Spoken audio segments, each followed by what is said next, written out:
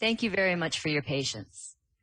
Distinguished representatives of parties to the WHO Framework Convention on Tobacco Control and to the Protocol to Eliminate Illicit Trade in Tobacco Products, representatives of IGOs and NGOs, experts, participants, colleagues, friends. Welcome to this latest installment in our webinar series exploring various aspects of the Protocol on Illicit Trade in Tobacco Products. My name is Kate Lannon, and I'm the senior lawyer with the Convention Secretariat. I'm very pleased to be with you today to help moderate this webinar on the use of mutual legal assistance as a tool to combat trade in illicit tobacco. Before we start today's discussion, though, we have a few housekeeping items we'd like to share with you in terms of the conduct of the session. First of all, interpretation is available in Arabic, Chinese, English, French, Russian, and Spanish. Please just go to the bottom of the screen and click on the interpretation icon and select your language, which will also mute the original language.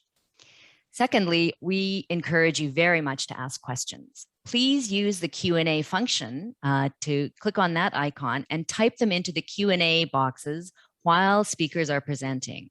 And we'll certainly pass your questions along to the various speakers for their thoughts during the Q&A session after all of the presentations have been completed. Finally, please use the chat function to seek support if you are encountering technical difficulties, and we'll do our best to help you. So, as I mentioned a few moments ago, the Convention Secretariat has been hosting a number of technical webinars in response to growing demand from parties to the Convention and to the Illicit Trade Protocol for capacity support and better understanding the challenges posed by illicit trade in tobacco and in implementing the provisions of the protocol. Through these webinars, we aim to facilitate the efforts of parties in addressing these issues. Past webinars can be viewed on the YouTube channel of the Convention Secretariat. In today's webinar, we will focus on mutual legal assistance as a tool in the fight against illicit tobacco. Our hope is that by the end of the session, you will become familiar with the notion of mutual legal assistance, or MLA, and the important role that it plays in criminal investigation and prosecution, as well as how it can be of help to parties when combating illicit trade in tobacco products. Before we start, there's an important message that we in the Convention Secretariat wish to convey to you. We've received information that third-party actors are promoting their activities and disseminating information, claiming to do so on behalf of the Convention Secretariat. Please be aware that the Convention Secretariat does not engage with, endorse, or permit representation by any third party with commercial or other vested interests in the tobacco industry or any other commercial actor whose main business may be related to the protocol. Moving on then, let's move on and welcome our first speaker for today.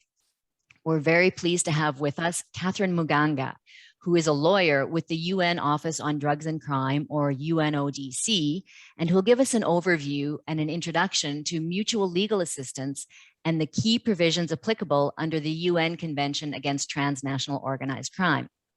Catherine's worked as a legal officer with the Organized Crime and Illicit Trafficking Branch of UNODC for a number of years, where she works on legal matters and services intergovernmental bodies in relation to treaties on organized crime and drug control. She also works on international standards and norms on crime prevention and criminal justice and contributes to technical assistance for their implementation.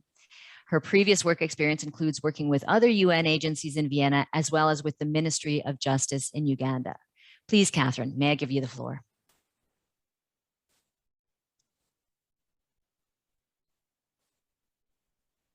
Thank you for that introduction.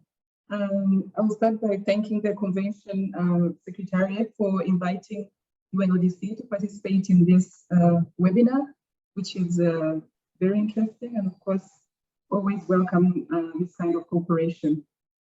So my discussion this afternoon, dear participants, relates to the use of mutual legal assistance provisions under the United Nations Convention Against Transnational Organized Crime. Next slide, please. So I'll give a brief introduction on mutual legal assistance, which I'll also refer to as MLA. And then I will give also a discussion about the provisions on mutual legal assistance under the UNTOC, that is the Convention Against Transnational Organized Crime. I'll share some examples where the UNTOC has been used for mutual legal assistance, and then also highlight some provisions of differences between the UNTOC and the Tobacco Protocol relating to the provisions on mutual legal assistance. And then I'll conclude with sharing some tools that have been developed by UNODC to assist state parties to implement the mutual legal assistance provisions under the UNTOC. Next slide, please. So as a general introduction or a general definition, I would say mutual legal assistance is a mechanism by which states receive and provide assistance to gather evidence for investigations and criminal prosecutions. So it's usually a communication or mechanisms that are agreed to by states to exchange information in criminal justice matters. Next slide, please. So just to take a step back and mention that mutual legal assistance is just one of the forms of international cooperation in criminal matters. This is something that is very key or a central element to the Organized Crime Convention. In Article 1 of the convention, it states clearly that the purpose of the convention is to promote cooperation to prevent and to combat transnational organized crime. This objective is also clearly stated in the Tobacco Protocol, and Article 4C of the Tobacco Protocol clearly also states or calls upon state parties to adopt effective measures that would facilitate international cooperation to bring about or to achieve the objectives of the protocol. So other forms of international cooperation which you may know about, dear participants, include extradition, special investigative techniques, law enforcement cooperation, and training and technical assistance. These are some of the examples that are found both in under the UNTOC and also under the Tobacco Protocol. So in the execution of mutual legal assistance, state parties usually require a legal basis to execute or to carry out these mechanisms that I've outlined earlier. And the basis is usually in law, and the most common is the use of treaties. So these treaties could be regional treaties, bilateral treaties, or multilateral treaties. I've included some examples in the slide before you. Bilateral treaties are usually more specific, as you may know, because these are between states, two states, and the states would usually know the purpose or the specific scope for which they want to cooperate or for which they want to conduct the mutual legal assistance. So such treaties will usually have information on, for example, they will outline the offenses which will be covered by the bilateral treaty. They will outline the rights of each party, the requesting party and the requested party. They might also outline the rights of offenders who might be involved or who might be either arrested or investigated during this mutual legal assistance. The regional treaties are usually broader, but in some cases, they will also be intended towards helping on specific crimes. Then the multilateral treaties have given some examples, focusing mostly on the crime conventions, starting from the 88th Convention to the Organized Crime Convention, which I'm talking about today, and then the Corruption Convention as well. These include detailed provisions on mutual legal assistance. Another source of or a basis for conducting mutual legal assistance is usually domestic law. Countries have legislation where they provide for mutual legal assistance to be conducted. And the common thread in this legislation is countries request for this to be on a reciprocal basis. So both the requesting state and the requested state should be open to providing mutual legal assistance in these cases. Next slide, please. So moving on to mutual legal assistance provisions under the UNTOC. So as mentioned earlier, the UNTOC is the United Nations Convention Against Transnational Organized Crime. And this came into force in 2003 and currently has 190 parties, so almost universal adherence. And as mentioned earlier, the objective is to promote cooperation in prevention and combating organized crime. The key provision relating to mutual legal assistance under the UNTOC is Article 18 of the UNTOC, and this in itself has been called a mini treaty, because if state parties or parties that are would like to conduct mutual legal assistance do not have a specific treaty amongst them, then they can use the UNTOC as a basis to conduct mutual legal assistance, provided the offenses that are involved are within the scope of the convention itself. There are also scenarios where the parties have a specific treaty amongst themselves, but it's not broad enough. It does not contain all the provisions that are necessary to conduct effective mutual legal assistance. So in those cases, they can use the UNTOC alongside their bilateral or regional treaty to supplement the provisions that are in the bilateral treaties. Next slide, please.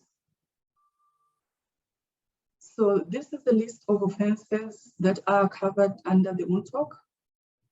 And something I didn't mention earlier is that the UNTOC has 3 protocols to it. That is the protocol regarding trafficking in persons, the migrant protocol, and the firearms protocol. So these protocols also have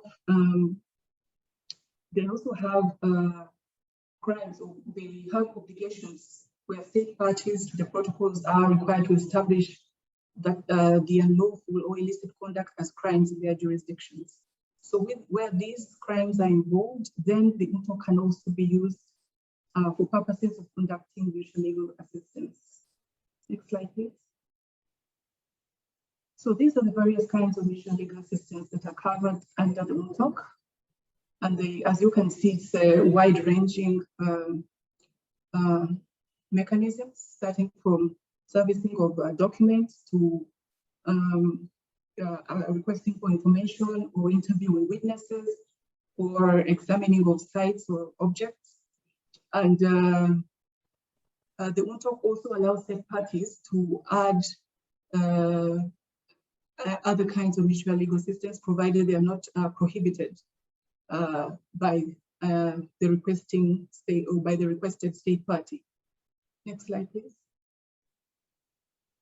So back to Article 18, which is the key provision in the UNTOC.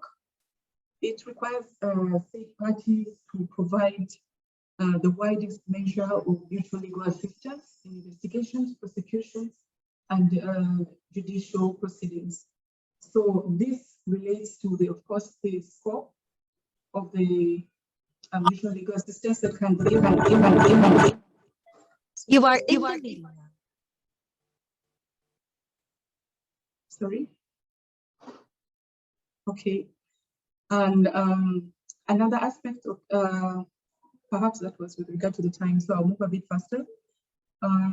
So another aspect that's important regarding Article 18 is the use of designated central authorities.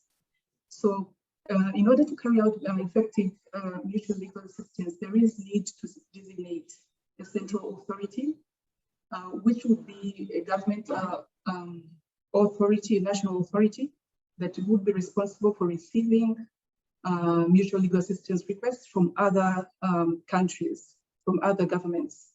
So in this case, this authority would be responsible for receiving and executing the requests or transmitting them to another national authority for execution. So this is very important because it's this authority is the one that would be responsible for cooperating with the other national authorities within the country itself. So in this case, if we look at, for example, if the Ministry of Justice is the one that has been designated by the country as the central authority, then it would be responsible for receiving those requests from the other states and then transmitting it. For example, if it's an issue to do with border control, to transmit it to the border control office or to the Ministry of Interior for execution or for information that is required. So this it's very important for the central authority to have a constant line of communication with the relevant law enforcement or national authorities that are involved in this. Next slide, please.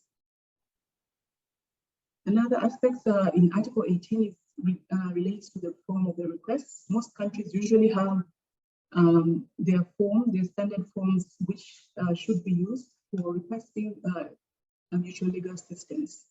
Then Article 18, paragraph 15 of the UNTOC also provides for a list of contents that should be in the request.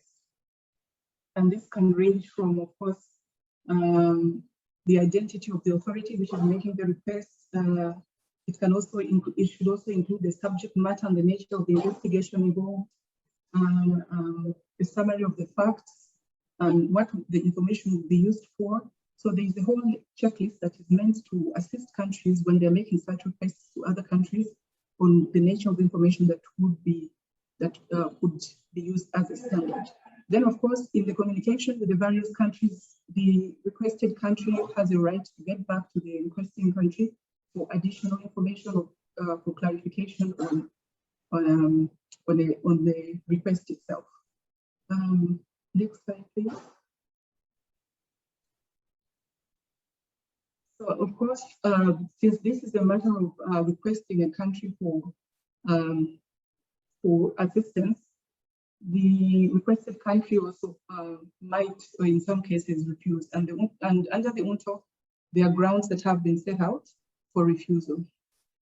And these range from the fact that maybe the request itself is not in conformity with the provisions of the UNTOC that are laid out regarding mutual legal assistance, or if the request is prejudicial to the sovereignty of the requested state or to its security or other essential interests, or if it's prohibited by the domestic law of the requested state to give that kind of information. And in this case, the UNTOC requires that the requested state gives its reasons for declining the request. In some countries, there is a requirement for dual criminality, but this differs from one country to another. So it is not usually mandatory for mutual legal assistance to require dual criminality between the requested and the requesting state.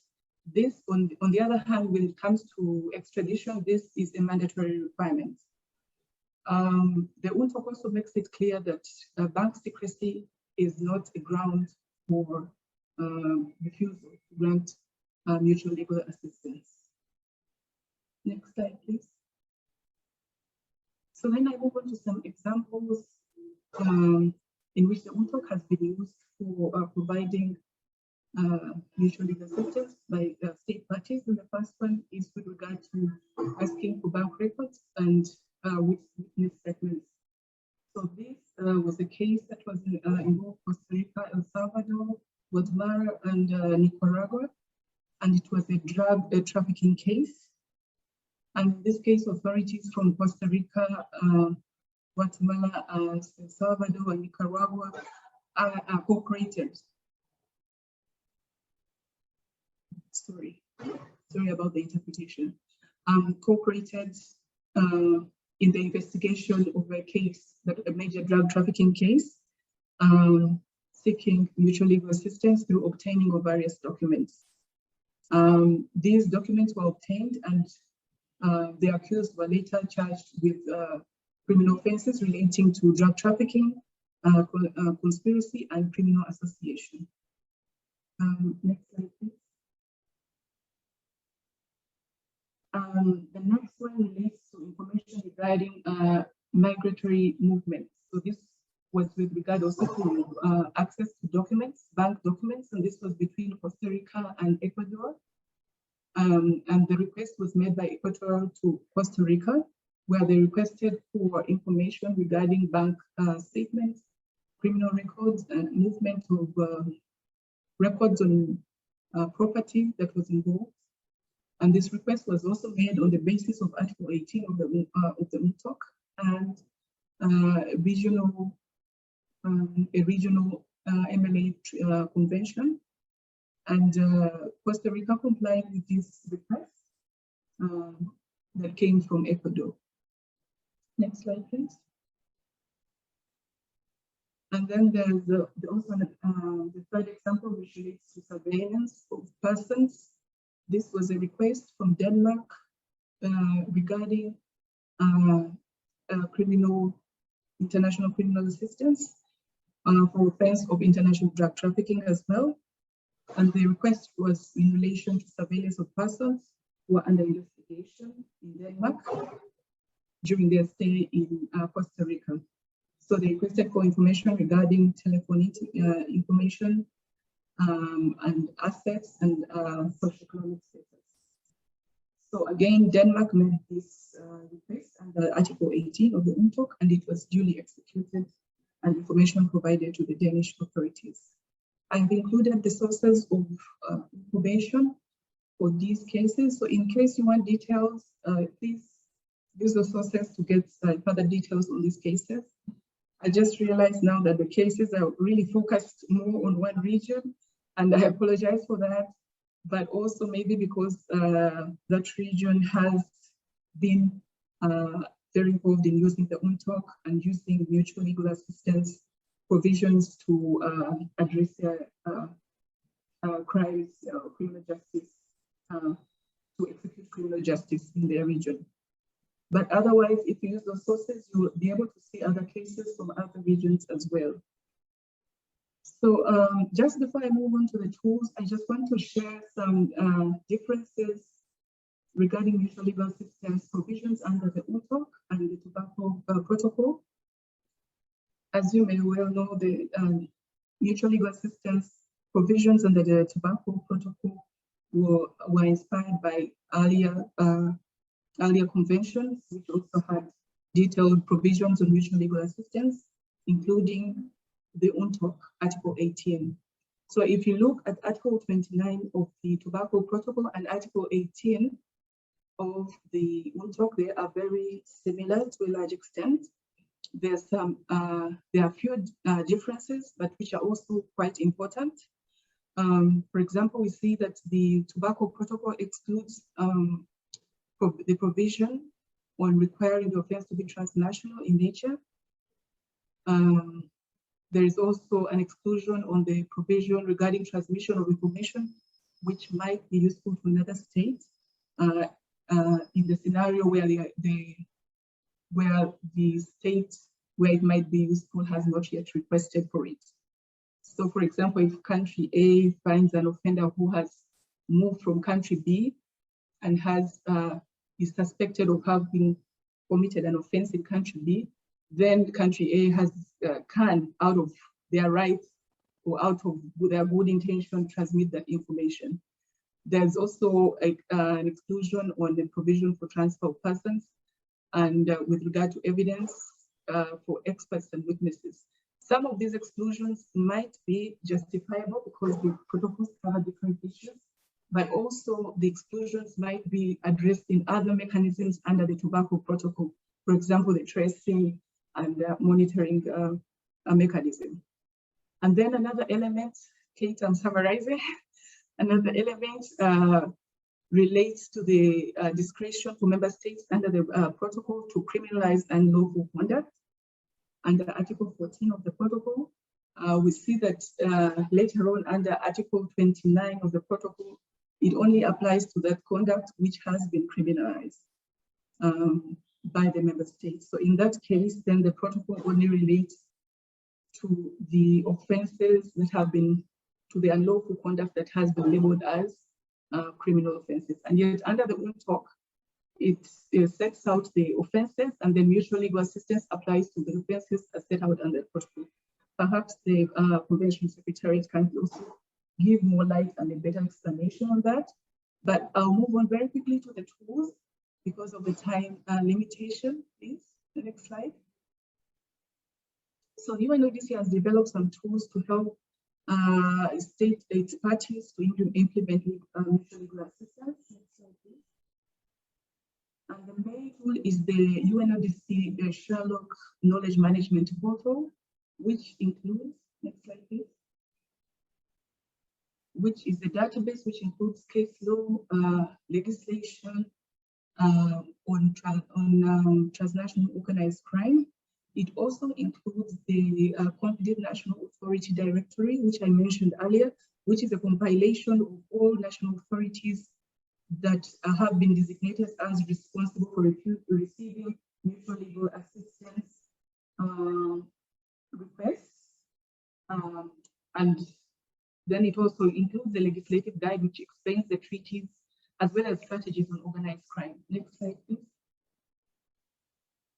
Then UNODC has also developed a couple of manuals and training materials which are used again for practitioners to conduct mutual legal assistance to get a better understanding of the protocol itself. And it includes examples on how this has been executed in the past. So this would be very helpful, dear participants, to have a look at them if you're interested. They are available on the UNODC website in the various the 6 UN official languages. So I'll conclude my presentation here. This is the time limit, and say thank you very much for listening to me, and I remain available for any questions. Thank you. Thank you so much, Catherine. And apologies to you, Catherine, for that slight technical interruption that we had. And luckily, I'm a Canadian. I'm an expert at saying sorry, because we also have to apologize to our listeners. Unfortunately, because we've had some connectivity issues in getting Catherine with us from Uganda, we weren't able to continue with the translation, but we will pursue solutions in the YouTube channel when we actually have that recording up. So we'll try to make sure that we can do something to help out our listeners in other languages. So thanks so much, Catherine, very much for that overview on the mechanics of MLA, particularly in the context of UNTOC, and as well as sharing with us some of the options for resources that are available for our parties. We see that you're already using, our listeners are already using the Q&A section to ask questions. So we'll be coming back to those towards the end of the session. So without further ado, our next speaker is Tiago Chavez. Tiago works in the Office of the Attorney General in Brazil, and he's going to present on specific aspects of MLA under the protocol on illicit trade in tobacco. Tiago has been with the AG's office in Brazil for a number of years, and he's also worked with the Department of International Affairs, where he has experience in international justice cooperation. He's also a member of the National Commission for the FCTC implementation in Brazil, so he has that important tobacco element. As a member of the FCTC National Commission, he has coordinated a strategy resulting in a lawsuit filed against 2 major tobacco industry companies in Brazil that required the recovery of healthcare expenses related to the treatment of tobacco diseases. Tiago has also been the Brazilian representative on the working group on assistance and cooperation established at the first meeting of the parties to the protocol. So without further delay, Tiago, please, the floor is yours. Thank you, Kate. So,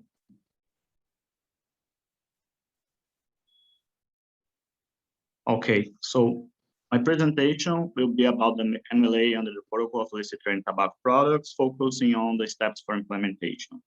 Next, please.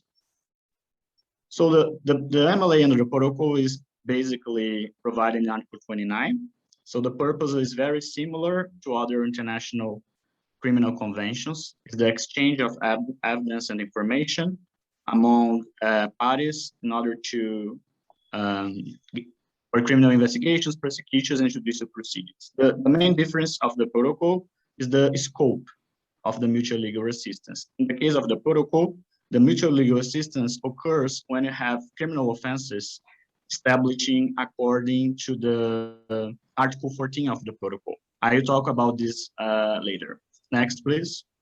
So when to use MLA under the protocol? Normally, the parties will use MLA when they want to obtain evidence that could not be obtained through traditional channels of international police cooperation, particularly when coercive measures are required abroad. For instance, when a court order is required in the territory of another party.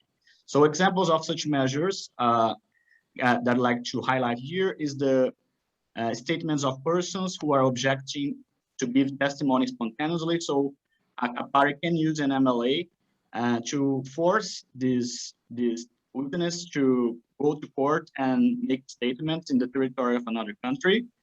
Search and seizures of evidence and instrumentalities of the crime. It's also, the MLA is the adequate instrument for requiring search and seizures in the territory of another party. The freezing of assets related to illicit trade in tobacco products. So assets located in the territory of another country can also be obtained by mutual legal assistance.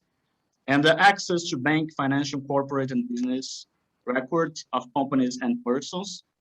Normally, this kind of data are under secrecy, so a mutual legal assistance is necessary to have a court order in the territory of another country to have access to this kind of data. Next, please. So according to Article 29 in paragraph 1 and 2 of the protocol, parties shall afford one another the widest measure of mutual legal assistance. This means that the parties can resort to all the instruments they have to guarantee mutual legal assistance under the protocol. So they can use reciprocity and send MLA requests through diplomatic channels, which is not used anymore because it's very bureaucratic, or they can go to any treaties they have to require mutual legal assistance. The treaties are binding instruments, so it's more used today. And they have the central authorities, which are specialized entities responsible for transmitting the MLA request expeditiously. Next, please. So the main treaties that you can have for mutual legal assistance are the bilateral treaties, it was mentioned in the previous presentation, or multilateral treaties. I outlined here the 3 United Nations conventions and also the Protocol of Illicit Trade in Tobacco Products, which is the most recent one. And next, please. So what are the main steps for implementation of MLA under the protocol? The first step is, of course, the designation of a central authority. According to Article 29, paragraph 6, all the parties of the protocol, they must appoint a central authority to the head of the Convention Secretariat. In this case, parties have 2 scenarios. The first scenario is to designate an entity which already functions as central authority for another international criminal treaties. An example are the Minister of Justice. In the case of Brazil, Brazil appointed the Minister of Justice for central authority according to the protocol. Or parties can designate a new entity to be a central authority under the protocol. In this case, a capacity building will probably be needed because the staff of central authorities need to be specialized in international criminal cooperation. They need to speak foreign languages, so probably some investments will be necessary to structure a central authority. Next, please. The second steps I'd like to highlight here is the indication of the languages accepted for MLA. So according to Article 29, paragraph 7, all the parties have to indicate the language they understand as acceptable to receive an MLA request. They need to notify as well to the head of the Convention Secretariat.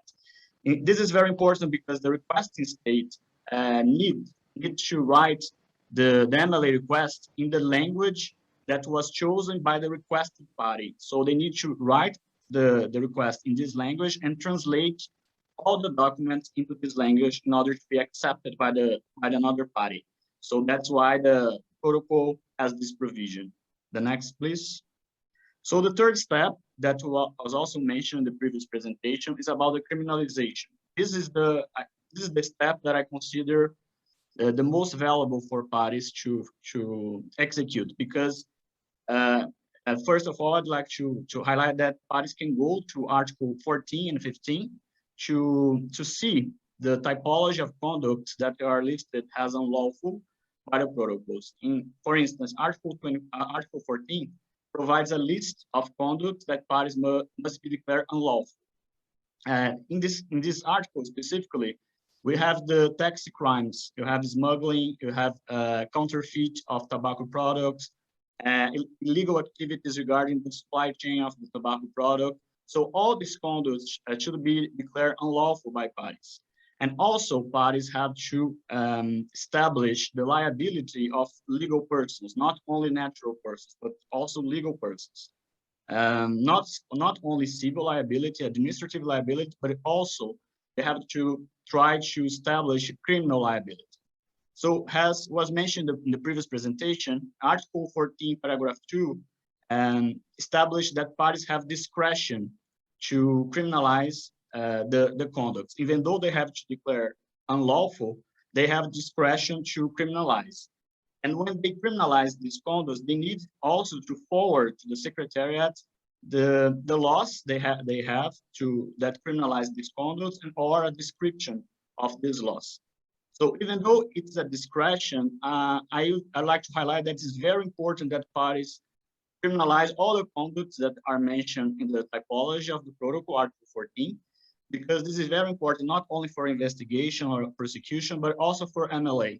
Because if you don't criminalize the conducts, the national authorities of the parties will be unable to request an MLA, because according to Article 29, which is very clear that you can use MLA only if there is a crime. So if parties don't do that, they won't be able to request an MLA. And the other aspect that I'd like to highlight here is that the lack of criminalization can also impact in the MLA system of the protocol, because we have the requirement of absence of dual criminality.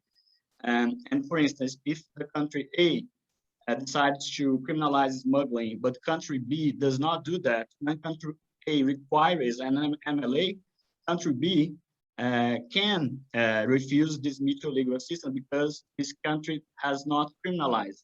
So if country B doesn't criminalize the conduct, it can affect the investigation and the judicial proceedings of another party.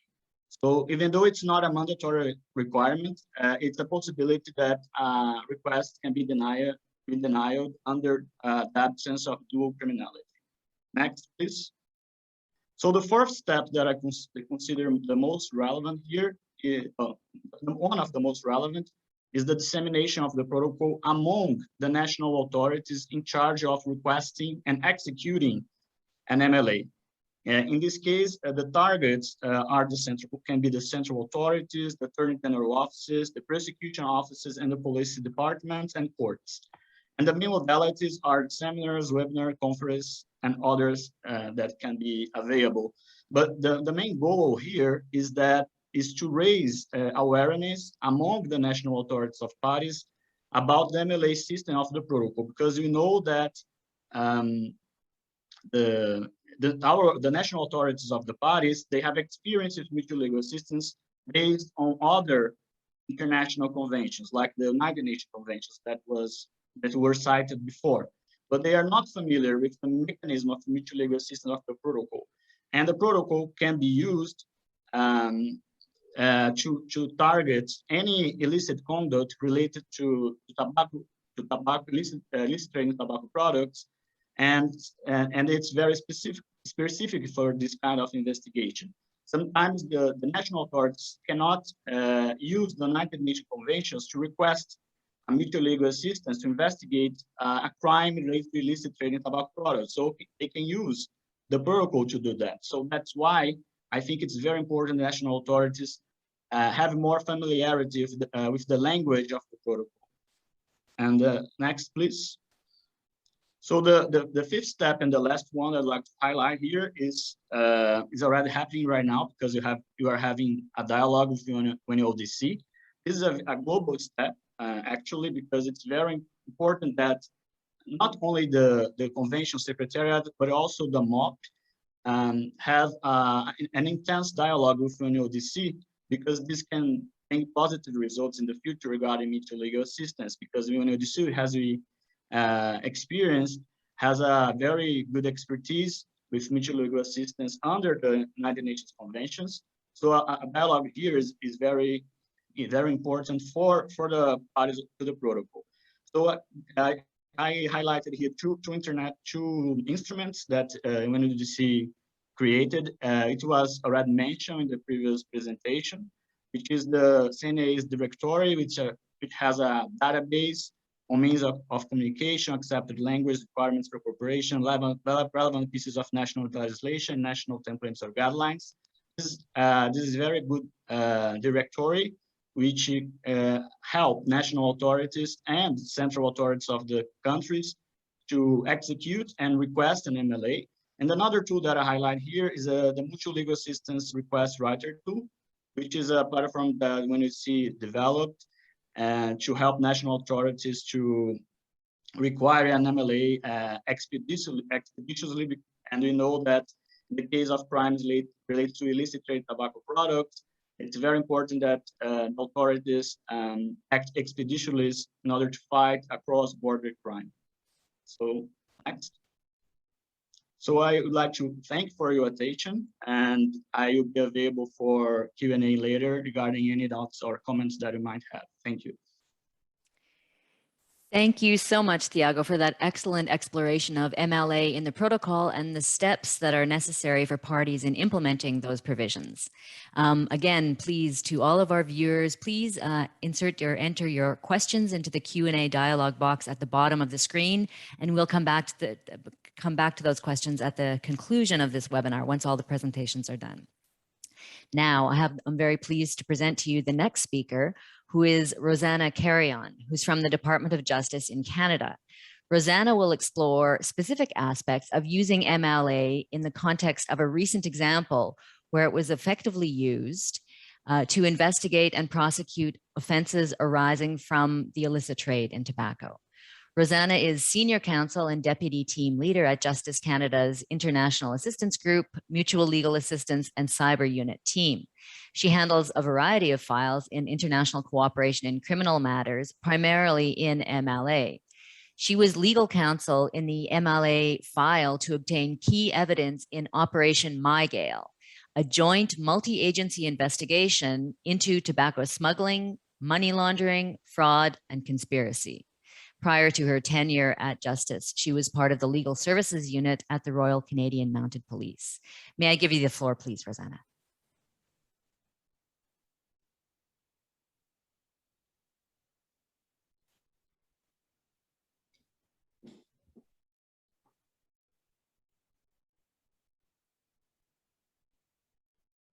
Thank you, Kate.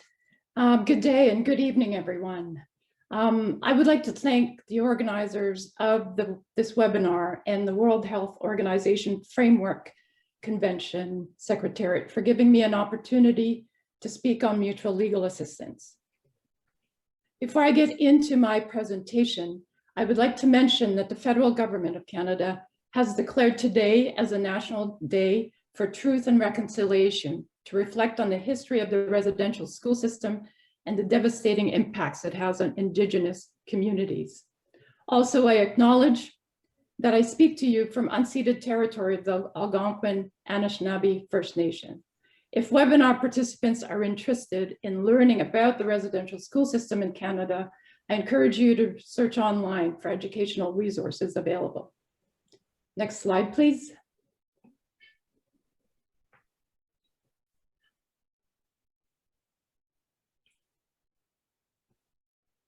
Since 2013, I have practiced in the area of international cooperation in criminal matters, and most of my practice is in mutual legal assistance. In 2016, I had the opportunity to work on an important tobacco smuggling case named Operation MyGale. The Operation MyGale investigation was commenced in 2014 by the Quebec Provincial Police, also known as Sûreté du Québec, and the Canadian Border Services Agency. Along with other law enforcement agencies across provincial and US borders, they investigated allegations of fraud, conspiracy, smuggling, unlawful possession and sale of tobacco products, as well as participation in criminal organizations.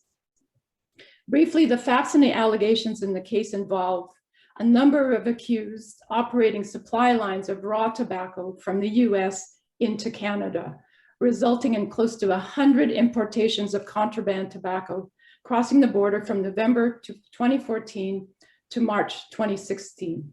The group of accused purchased tobacco from 2 suppliers in the United States and made cash payments directly to the suppliers' bank accounts in the US. Wire transfers of cash were also made, and the payments totaled close to $1.7 million. The smuggling of tobacco entailed transport trucks picking up raw tobacco from US suppliers and crossing the border with fraudulent custom documents that allowed the trucks containing raw tobacco to enter into Canada. Next slide, please. As a joint investigation between Canadian and US law enforcement, information and evidence were shared and used as leads to advance their respective investigations. In this case, there was documentary evidence that were shared, which comprised of bank records and account information, also false customs documents and forged waybills. Also shared were surveillance photos and videos of the movement of trucks from picking up and transporting tobacco to trucks crossing the border and dropping off in a location in Canada. There were also wiretap results that depicted a coordinated effort to conceal the smuggling activity and to defraud custom agents. Finally, information and evidence from confidential sources, such as informants and undercover agents, who can corroborate the conduct of the smuggling scheme and identify the accused, were also critical in advancing their respective investigations. While very valuable info were shared to progress the Canadian investigation, much of the information had a caveat indicating its use for a limited purpose. For the most part, the evidence can only be used for investigative lead purposes. Next slide, please. With the use of shared information and the results from their own investigative work, authorities in Canada had sufficient grounds to support obtaining judicial warrants. And in March 2016, after 2 years of investigation, Canadian and US authorities conducted a coordinated international raid and takedown in the province of Quebec, the state of New York, as well as in the city of Montreal and several areas in the province of Ontario. During the takedown, police executed numerous search warrants, seized evidence, and made several arrests. According to media reports, the Operation MyGall takedown involved hundreds of police officers who searched approximately 70 homes and businesses. 56 individuals were arrested in Canada. Next slide, please.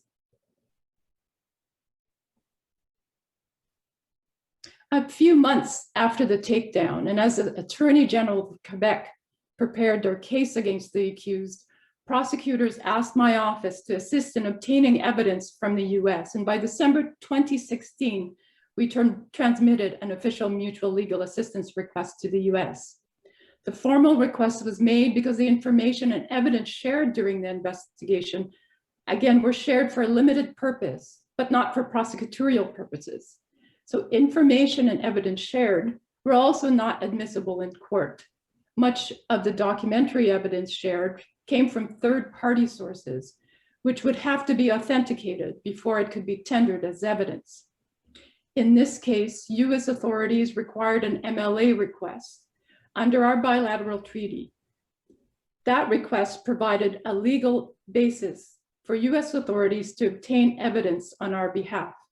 The Operation MyGall MLA request allowed US authorities to obtain evidence directly from the source and with proper certification to authenticated documentary evidence. As a result, prosecutors were able to use the evidence to prove their case while meeting evidentiary rules of reliability and verifiability. Next slide, please. For those unfamiliar with the technical aspects involved in proceeding with the mutual legal assistance, I want to briefly discuss the process in the context of this particular case. Previous speakers have discussed this process, but in Canada, requests are transmitted between central authorities, but can also be done via diplomatic channels or Interpol. My office, the International Assistance Group, is Canada's central authority delegated to handle mutual legal assistance. Counsel at the IAG work with investigators and prosecutors in the preparation of MLA requests. And once requests are conveyed to our foreign partners, counsel interface with the foreign executing authorities throughout the process. IAG counsel also ensure mutual legal assistance requests contain sufficient factual basis to support legal requirements in the requested state. For example, if a search warrant is required to obtain evidence, counsel must present a set of facts and allegations that will convince the foreign judge to grant a warrant. Next slide, please. The December 2016 MLA request in Operation MIGO sought bank records and telephone toll records. By April 2017, Canadian authorities had received the evidence from the US in admissible form. And in May 2019, after a 2-month jury trial, 2 accused were found guilty. Operation MIGAL is considered a success story from our perspective, and it's relevant in this webinar, considering that it has tackled tobacco smuggling. The mutual legal assistance process resulted in quickly obtaining valuable evidence sufficient for the successful prosecution of the accused. Next slide, please. I would like to offer some practical tips when considering the use of mutual legal assistance. One important factor to consider is time constraints. Time is of the essence. Part of the goal of providing assistance is delivering timely results. For example, evidence obtained through MLA could support investigative techniques and judicial steps, such as the execution of search warrants for a time-sensitive and coordinated takedown, like in Operation MIGAL. Executing authorities have to work quickly to ensure evidence is obtained within a preservation period. For example, banks in Canada have a records retention policy of 7 years. Other third-party sources, such as internet service providers, will preserve records for a limited time, and to avoid destruction of evidence, retrieving such records in a timely manner is crucial. Finally, in relation to time constraints, prosecutors in Canada have disclosure obligation, so prior to the commencement of trial. So post-charge cases are considered a priority for our office. Disclosure obligations allow the accused to know the case to be met and that the defendant is able to make a full answer and defense. Another factor for consideration is confidentiality. Mutual legal assistance requests are considered confidential state-to-state communications, and details in requests are protected from disclosure. There are additional measures available where authorities can seek a sealing order and/or a non-disclosure order, especially for cases that involve minor victims, preventing the risk of naming minor victims, and cases involving confidential sources. Lastly, as already mentioned, a very important outcome for the MLA process is to ensure documentary evidence is certified and authenticated such that they are admissible in court. The mutual legal assistance process also is a key tool in facilitating chain of custody of evidence. Next slide, please. Before closing my presentation, I offer some final comments. After 9 years of practice in this area of law, I have observed a marked increase in the use of mutual legal assistance to support criminal investigations and prosecutions. And the reasons include the global reach of cybercrime. Cybercrime knows no boundaries, and the MLA process is an important tool to combat offenses facilitated through the internet. There is also an increase of use of cryptocurrencies in the commission of fraud, money laundering, and corruption, which make it difficult to trace proceeds of crime. I believe mutual legal assistance can help find the flow of funds, but can also assist in the restraint and freezing of assets in money laundering cases. There's also an increase in international cooperation between law enforcement agencies and the ease with which information and evidence are shared. If not through joint investigation between foreign law enforcement agencies, then certainly through police-to-police sharing. And for the evidence to be useful in prosecutions, mutual legal assistance is readily available and accessible. And finally, Canada is party to 35 bilateral MLA treaties and party to numerous multilateral instruments containing mutual assistance provisions. Our treaty negotiation team is actively renegotiating existing treaties, but also initiating treaty negotiations with new partners. So at this point, I'll end my remarks and thank you for your attention and interest in this topic. Thank you so much, Rosanna, for sharing your insight and experience on the important role of mutual legal assistance in successfully investigating and prosecuting specifically tobacco-related offenses. Very interesting. I'm sure that our audience will have a number of questions for you that they'll enter in the Q&A box at the bottom of the screen, so we can address them a bit later. Moving on now to our fourth and final speaker, we have for you today Mark Jennings, who will zoom out a bit on some of these issues and give us an overview of global cross-border cooperation on criminal matters and the role of MLA. Mark worked for many years with the Australian government, first in the Department of Foreign Affairs and then in the Attorney General's Department, where he served for 16 years as senior counsel in the Office of International Law. He currently works as an international law consultant and is an adjunct professor of law at the University of Canberra. While serving in the AG's department, Mark led Australia's delegations to the preparatory UN negotiations on the Statute of the International Criminal Court and was a member of Australia's delegation to the Rome Diplomatic Conference in 1998.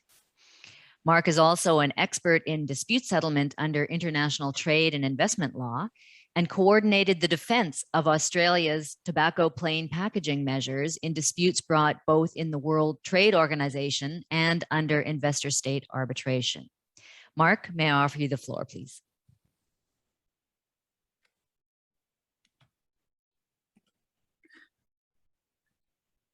Thanks, Kathleen, as I see if we can get that organised there. Good.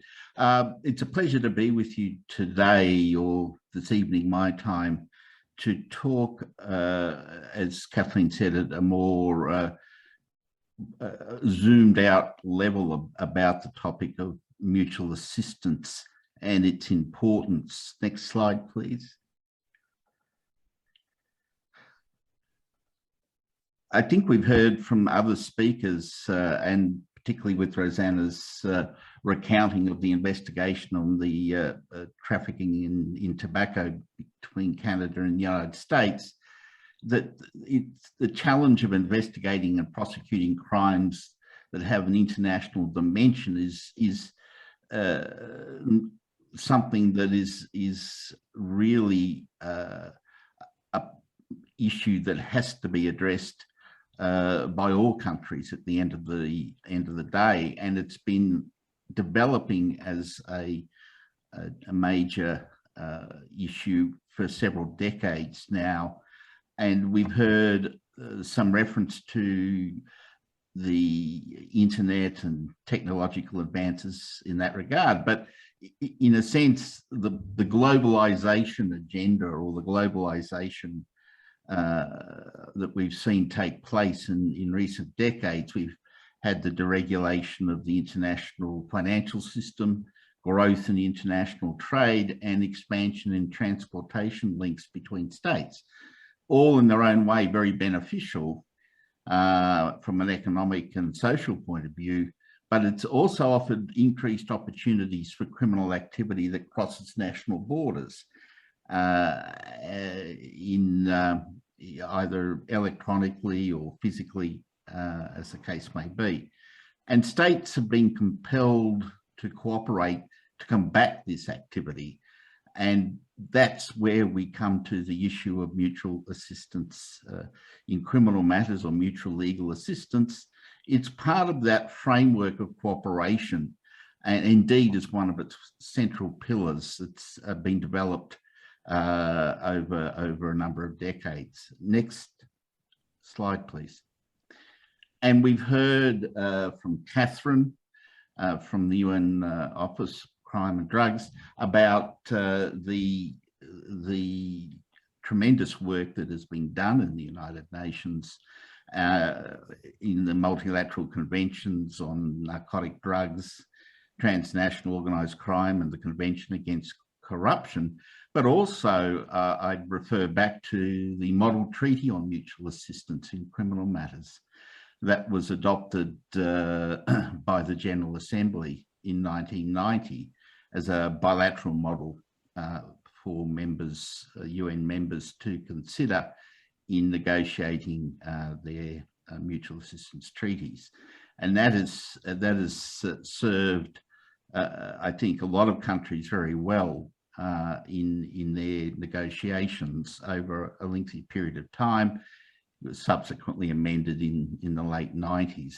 So these contributions by the UN have been very, very significant and continue to be very important today. In this slide, I've just listed the particular articles there that Catherine referred to in the Organised Crime Convention, but also the Corruption Convention and the Drugs Convention, the particular articles that deal with mutual assistance between parties. Next slide, please. And as Catherine mentioned, the Organised Crime Convention has 190 parties. The Drugs Convention has 191 and the Corruption Convention 188. These very few countries now are outside these treaty regimes, and consequently, the parties to these conventions have been required to put domestic regimes in place to meet the obligations under the particular articles on mutual assistance, along with the broad range of obligations that elsewhere in the conventions.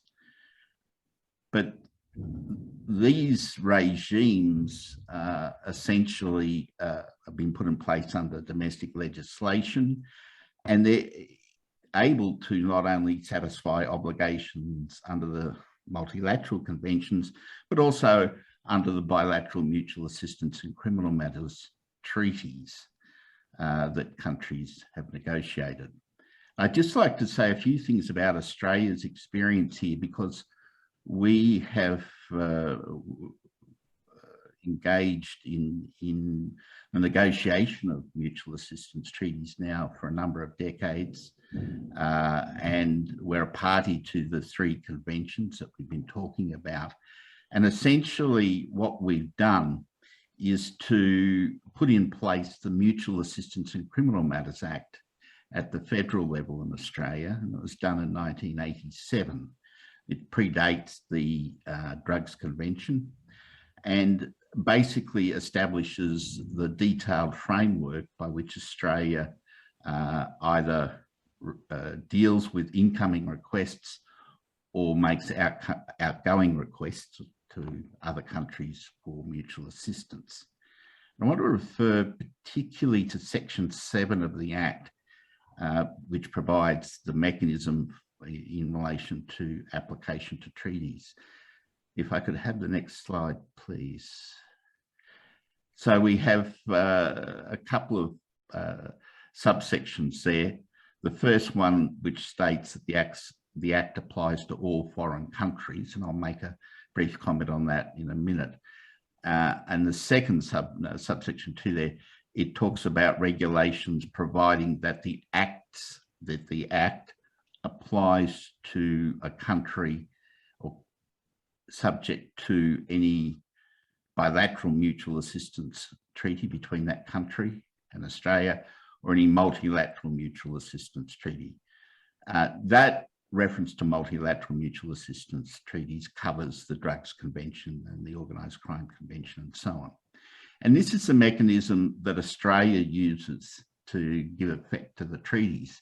And essentially what it does is it allows the obligations under the treaty to shape the application of the Act, so that if there's a difference between a treaty obligation and what the Act provides for, then the treaty obligation will be given effect to, and in essence, not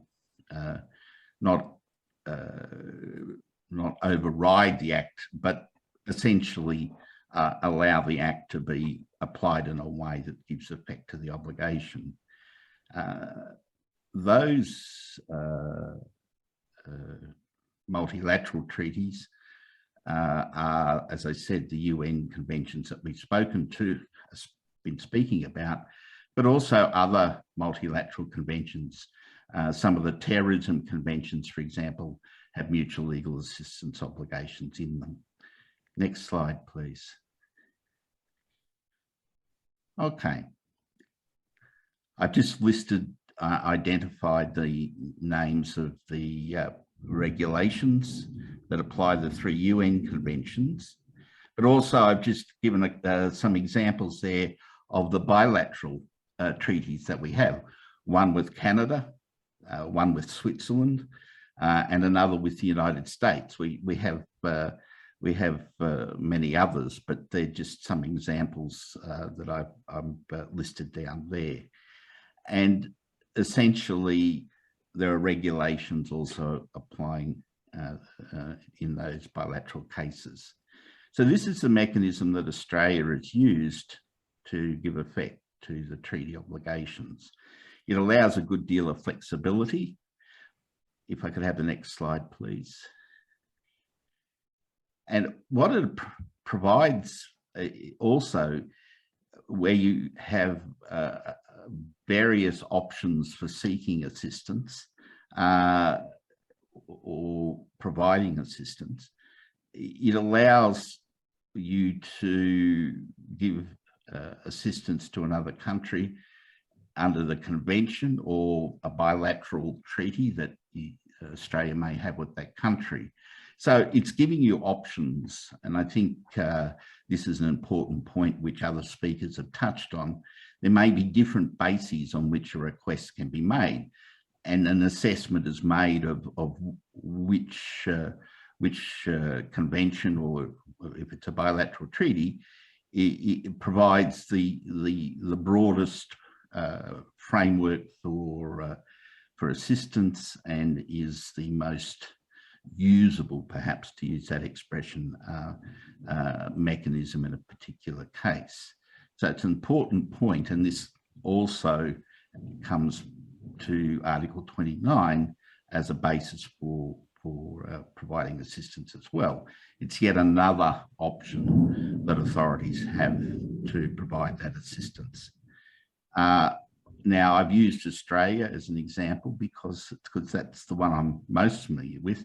But as we've heard, other countries have their own frameworks for doing this.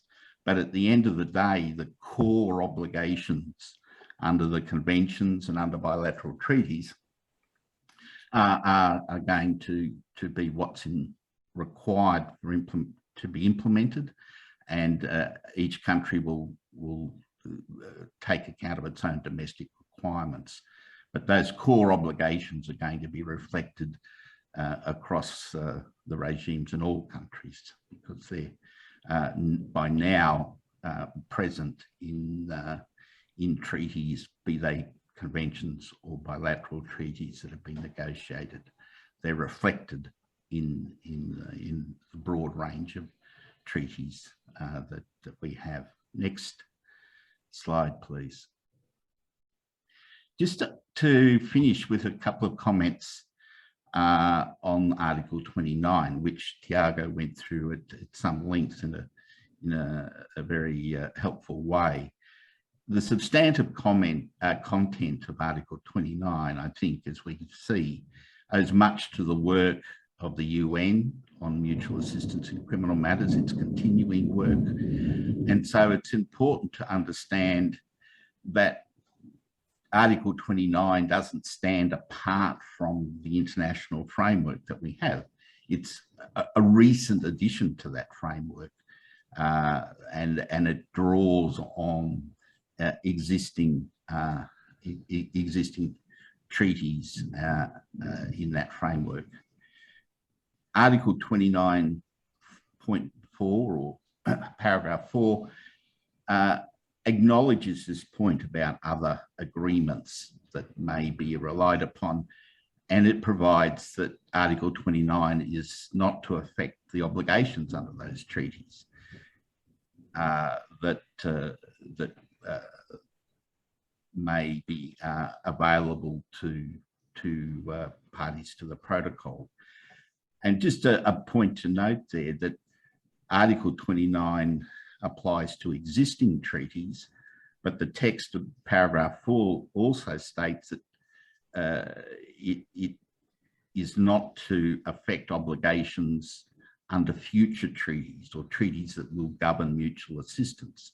So it's really preserving the widest scope of action under other treaties, be they existing treaties or future treaties. It's just a point of interest there on the way through. Next slide, please. I think my final comment is that parties to the protocol don't have to reinvent the wheel in implementing Article 29. I think we've heard from the other speakers about the detailed aspects of implementation, but we shouldn't lose sight of the fact that many countries have now had quite extensive experience with mutual assistance in criminal matters, some more than others, indeed. But I think what we can say is that the existing domestic regimes will provide a very good foundation, a necessary foundation for effectively implementing Article 29. So coming to terms with what your domestic framework is and what the international framework is as a means of implementing Article 29 is certainly the way to go forward. And it's a welcome addition to the framework of treaties and conventions that we currently have to combat international crime. It has a particular focus on tobacco, trafficking in illicit tobacco. However, as we've seen from Rosanna's presentation, that is a very significant criminal activity. So it's to be hoped that Article 29 proves its use and value going forward in combating that particular form of criminality. So thanks very much for inviting me to have a few comments here at a very broad level, but I think hopefully I've indicated that we're basically in familiar territory here with Article 29 and that we should be in a position to implement it quite effectively on the basis of our current regimes. Thanks, Kathleen. Great. Thanks very much, Mark, for that comprehensive overview and helping us round out our understanding of MLA and of the purpose or of how it's used in the protocol and how it fits into the general MLA regimes globally. Now, we are running a bit late, but we do have time for a few questions. So we'll start first of all, and I would ask if possible, if our speakers could be as brief as possible in their responses to these questions. I know it's tempting to speak at length as you're all experts, but if you could be as brief as possible. The first question, please, for Catherine. Catherine, under what conditions are the cases that you referred to, the cases shared by UNODC, under what conditions do these cases become available to the public?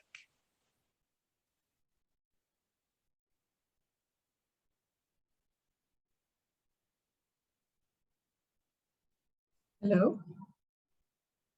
Can you hear me? We do hear you, Catherine. Thank you. Thank you very much. Regarding the cases that are in the Sherlock database, these are cases that are usually collected from the databases of national judicial courts themselves, from the courts themselves. And then there is as well focal points or contributors to the database itself. So in most cases, the cases would be shared from the court system itself, that is from the open sources themselves, and where the people who are collecting this information, I'm sure, usually even though this is the Secretariat, will get back to either the national authorities, the competent national authorities, usually the Ministry of Justice through the embassies, to ask for clarification on the cases and to make sure that what is being shared on the website is indeed authentic. Thank you. Thank you very much, Catherine. We also have we have a question rather for Thiago. Thiago, how do you think that parties should decide which instruments, since there are sort of a plethora of MLA instruments that many countries have access to, how do you think that parties should decide which instruments to use when they're requesting assistance in a case that's involving illicit trade in tobacco products? Okay, thank you, Kate. This is a very specific question because it will depend on the case that is being investigated. Because if the case has relation to corruption, probably the United Nations conventions will be the indicated instrument to use it, the Merida Convention. If the case has some features of transactional crime, organized crime, so the United Nations conventions against transactional crime will be the proper instrument. The protocol, as it was presented in the previous presentations, is very effective for the cases where, for instance, that are not covered by the other instruments that you have today. And for instance, if the case does not involve a transactional crime, which is covered by the United Nations conventions, if it's not a transactional crime, so the protocol will be the adequate instrument to request an MLA. So it very depends on the case, but the protocol is an important instrument for illicit trade in tobacco products. It's specifically to be used in the investigations of illicit trade in tobacco products, because we have all the crimes that are listed in Article 14. So I think it's if you practice more this instrument, we give more applicability, maybe in the future it will be the most adequate one to use to combat illicit trade in tobacco products. Thank you. Thank you very much for that answer, Thiago. We have another question here that I think maybe Rosanna is best placed to answer. Now, we heard already some aspects that you might raise in response to this question, but in your view, how does the fact that many organized crime organizations are now involved in illicit trade affect the use of MLA? Does it have any particular effect on how you might approach the use of MLA? That's an excellent question. If I could follow up on Thiago's response, under the mutual, and I'll answer that my own question in 2 seconds.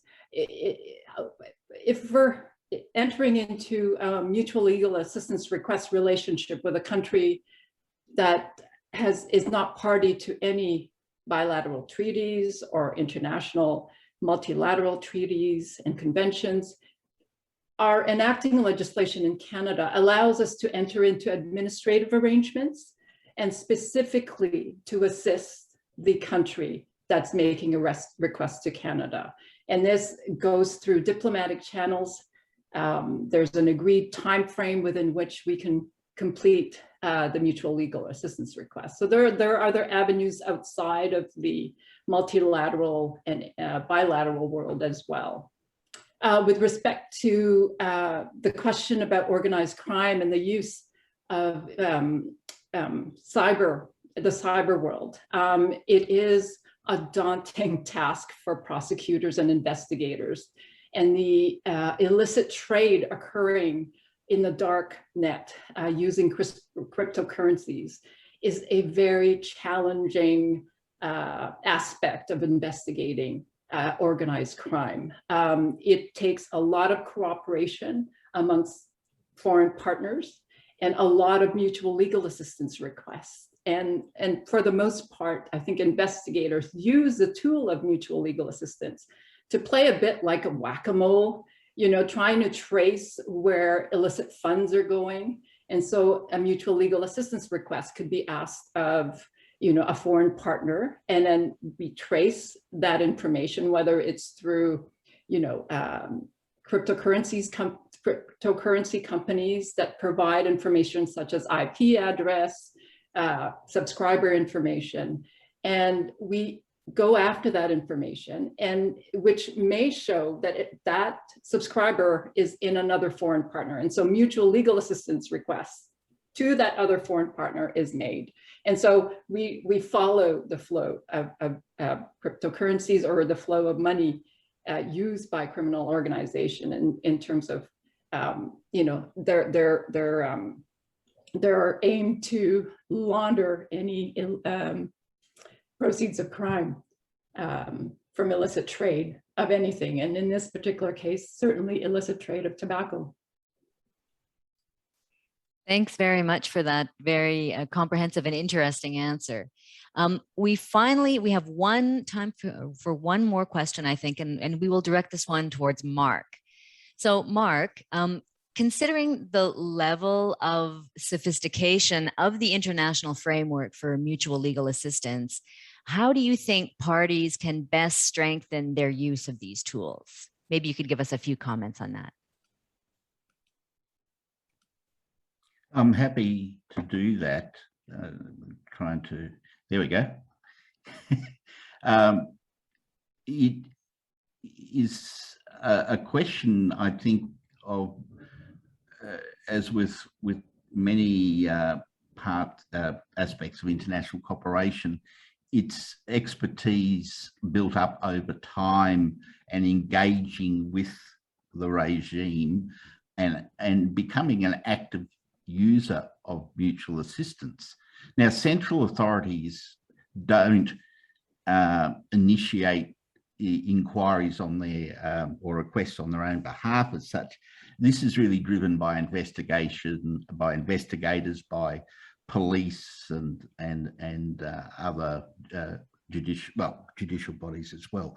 So I think what we need to do is to see very effective training and communication with investigative authorities about the benefits of the international framework for mutual assistance, and to develop that and their willingness to engage and to use those avenues in their investigations, because they're the users of the system at the end of the day, and prosecutors. So we're really wanting to, and this has always been the case even from the very early days, if the prosecutors and the police are comfortable and have knowledge about the system and wanting to use it, then the depth of knowledge and expertise in its use will be certainly promoted. So I think that a very practical answer there.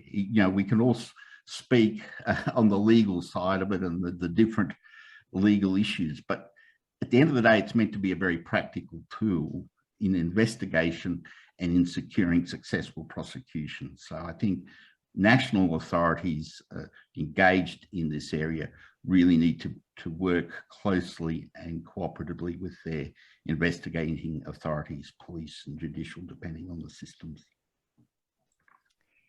Thank you very much for that, Mark. And that sort of ties in with what we're trying to do here today in this webinar, and trying to spread information and share knowledge in this area. So we are very close to the end of our session. So I would just like to take an opportunity to sum up some of our discussion today. So we've heard today some really, really excellent presentations, and thank you so much to our speakers on mutual legal assistance tools that are available to parties to the convention and the protocol, and their importance in assisting criminal investigation and prosecution on illicit trade in tobacco products, and successful prosecutions, I might add. So the speakers presented and discussed the key provisions applicable to MLA under multilateral and bilateral treaties, including, of course, the protocol to eliminate illicit trade in tobacco products. And parties can refer to these instruments when requesting and providing assistance in criminal matters. We also heard one concrete example of how mutual legal assistance was used in a case involving a criminal network engaging in illicit tobacco trade, and some of the practical challenges that are faced by investigators and prosecutors were highlighted. Really very interesting. We hope that these presentations contributed to raising the understanding of the specificities of MLA and the importance of using both existing treaties, including the protocol, to foster cooperation and to strengthen the efforts of parties in combating illicit trade in tobacco products. So with that, we are about to bring our webinar today to a close. Thank you so much to all of you out there for joining us for this webinar. Our apologies for the interruption and the interpretation. We hope we can fix it in the recording for you. And we've had a very interesting series of presentations, followed by productive discussions in the Q&A.